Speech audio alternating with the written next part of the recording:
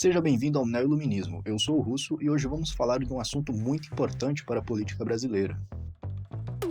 Um dos maiores males da atividade política e, sem dúvida, um dos mais recorrentes é o populismo. O populismo é um tipo de atividade política que apela para o desejo das massas, que busca apelar para as necessidades mais imediatas e viscerais que nós temos enquanto humanos. Como recusar um benefício para agora? Uma promessa de que aquela casa que estamos trabalhando tanto para construir vai ter uma ajudinha caso você vote no político certo. Pois bem, o populismo tem suas raízes em certas visões de mundo. Não é algo solto e desprendido de um viés filosófico, por mais escandaloso que este seja. A velha ideia de antagonismo entre o povo e as elites, por exemplo, é um dos fundamentos desse tipo de agir político.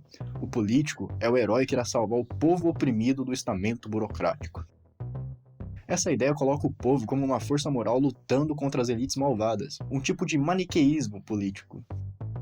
O político populista, então, se coloca como um instrumento do povo na luta contra essas classes e usa disso para seduzir as pessoas mais comuns, oferecendo benefícios rápidos e de curto prazo, para que ele seja colocado no meio político através do voto. As campanhas políticas são recheadas de discursos populistas, algo que torna o debate político um debate de interesses de classes que visam demonizar o adversário, sempre buscando pintá-lo como um opositor do povo, abandonando o debate de princípios e de modos de conduzir o aparato do Estado através de uma visão de justiça fundamentada racionalmente. O populismo adere fortemente ao discurso de estar fazendo a vontade do povo, sempre dando a impressão de que aquelas vontades alheias que ditam o que é justo e injusto são suas próprias vontades, fugindo o máximo possível de atestar uma vontade particular. Sempre falando de modo vago para fisgar as massas, prometendo e prometendo. O populismo é um fenômeno moderno e corolário das democracias modernas que se tornaram desprincipiadas, isto é, fugiram daquele debate de justiça e de fundamentação, não mais buscando justificar o que diz respeito ao Estado, mas tomando isso como dado e sempre expandindo essas funções com discursos atrativos e populistas, onde o Estado é usado quase sempre como que um bastião das intempéries da vida.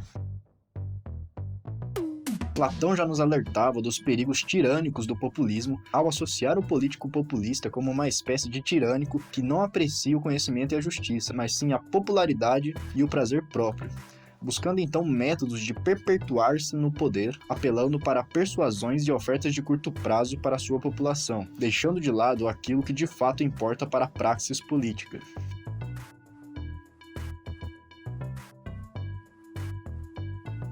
O filósofo Kant também nos alertava para um tipo específico de populismo, aquele que coloca o Estado como uma espécie de pai, o famoso paternalismo estatal. A ideia de que o Estado deve promover fins específicos para a sua população em nome do bem comum. Kant abominava tal concepção de Estado e a rotulava de pior tipo de despotismo, já que os cidadãos são tratados não como seres autônomos e dotados de suas próprias liberdades individuais, mas sim como crianças e como meros animais que precisam ser constantemente guiados e efetivamente direcionados como que em um curral. O filósofo alemão acertou em cheio quando denunciou esse modo de agir político. Roubar a autonomia do povo é fundamental para o populista. Também é muito confortável para a massa. Eles não precisam mais pensar por si mesmos, não precisam agir de acordo com o senso crítico, basta seguir exatamente o que o grande líder diz. O Brasil é um país exemplar quando se trata de populismo. Desde a era Vargas, o país sempre foi governado por aquele político que se caracteriza melhor com a imagem do povo, sendo seu representante em Brasília na luta contra todos os outros políticos malvados. É um desafio apontar um presidente pós-Vargas que não tenha um discurso populista. Lula talvez tenha sido o ápice no Brasil, mas ao que tudo indica, alguém está prestes a superá-lo. Chegou ao poder justamente com o discurso de que lutaria contra a classe política, contra tudo que está aí. Mas vem se tornando cada vez mais tudo aquilo que jurou destruir. Parece até cena de Star Wars. É preciso retomar o lugar dos princípios racionais na esfera do debate político. É preciso acusar e demonstrar as falácias do populismo, mostrar sua fragilidade enquanto doutrina, e expor seu teor dissimulado. É um processo lento, mas que precisa ser iniciado e de maneira efetiva. É através de uma conexão entre princípios bem fundamentados com uma pragmática no campo político que se guie de forma eficiente por tais princípios, que podemos pensar em oferecer uma resistência ao discurso populista. E uma mudança cultural é quase que imperativa para que possamos ter um número de procedimento.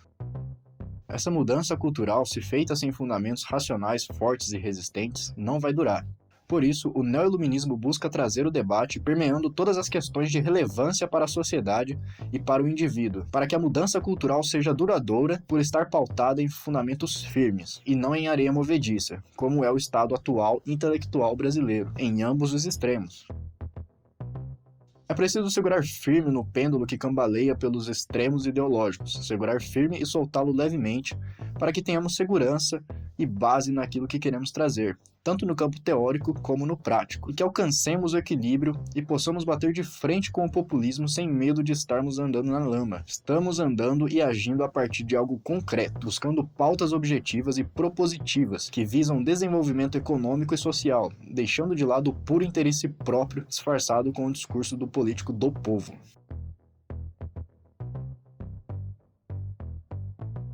Muito bem, galera, é isso. Se você gostou, deixe o seu joinha, se inscreva no canal, ative o sininho e até a próxima.